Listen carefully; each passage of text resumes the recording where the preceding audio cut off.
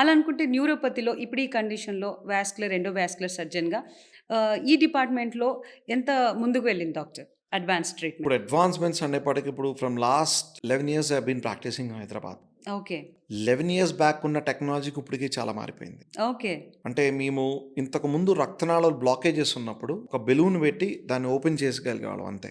ఇప్పుడున్న దాంట్లో ఇప్పుడు మనం ఎలా అయితే బోర్వెల్ వేసి డ్రిల్ చేసి ఒక హోల్ చేస్తామో అదే రకంగా ఎథరెక్టమీ డివైజెస్ అంటాం. మూసుకుపోయిన రక్తనాళాలను డిగ్ చేసి ఆ క్లాట్స్ అన్ని బయటికి తీసేసి ఒక పాత్వే క్రియేట్ చేసిన తర్వాత బెలూన్ వేసి అంత ఈజీ అయిపోయిందా డాక్టర్ ఇప్పుడు? ఈజీ అయిపోయింది. Technology become very easy. Advancements వచ్చినాయి కాబట్టి ఎథరెక్టమీ డివైజెస్ అంటాము, లేకపోతే సక్షన్ థ్రాంబెక్టమీ డివైజెస్ అంటాము, బెలూన్ యాంజియోప్లాస్టీ అంటాము. Okay. There are so many devices where advancements are come up.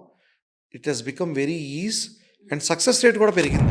ఒకప్పుడు 70-80%, ఇప్పుడు 80-90% వరకు మనం కాల్ సేవ్ ఆల్మోస్ట్ ఆల్మోస్ట్ 100కి రీచ్ అయిపోతున్నాం.